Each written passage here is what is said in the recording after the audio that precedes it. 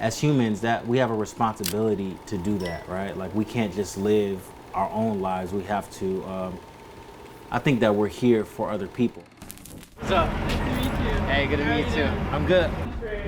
My name is Christian Deon Hogan. I go by the artist name Von Deon. I'm 31 years old and I am a painter. I grew up in a predominantly white suburb, like a Jewish suburb. But my parents we were the first black family that moved there. But there was like a lot going on at home, right? Like my parents are divorced now, and they should be.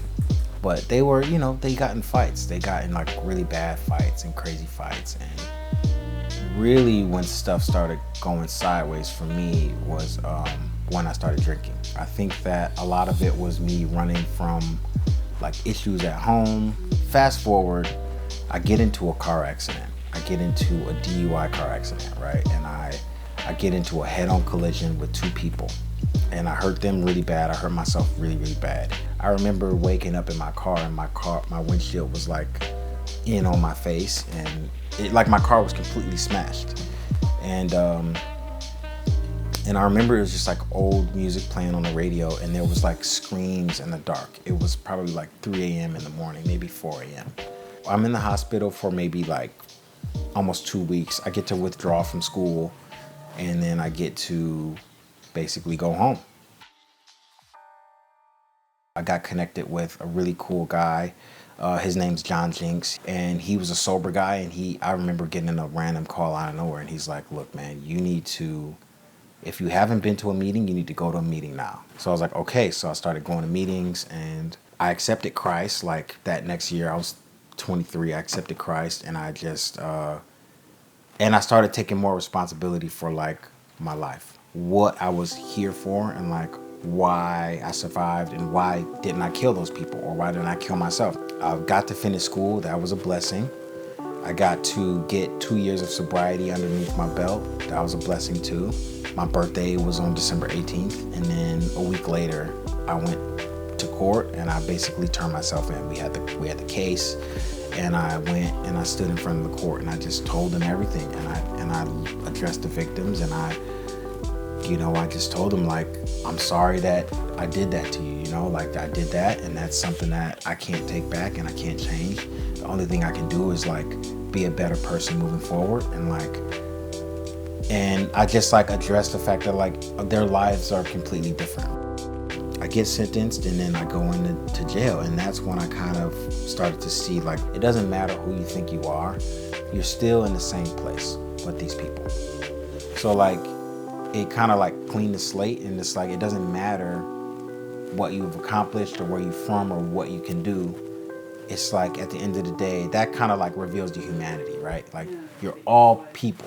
I felt that this is a bad situation. You're gonna walk away with a felony, and you're gonna have to navigate this world. But what you can do is use your time wisely. That's kind of like what drove me to be an artist. It's like I practiced.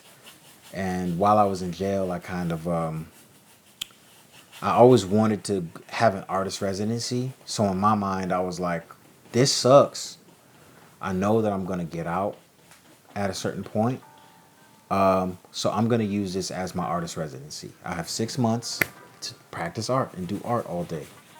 And like try to do that, And that's what I did.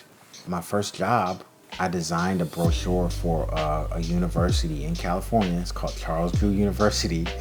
And I used all of these drawings that I made in jail. That's a done gesture. You're done. How do you want to do this?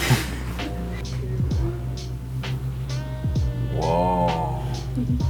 That's crazy looking. I think that looks so freaking cool. Holy crap. How did you do it? How did you come up with that background?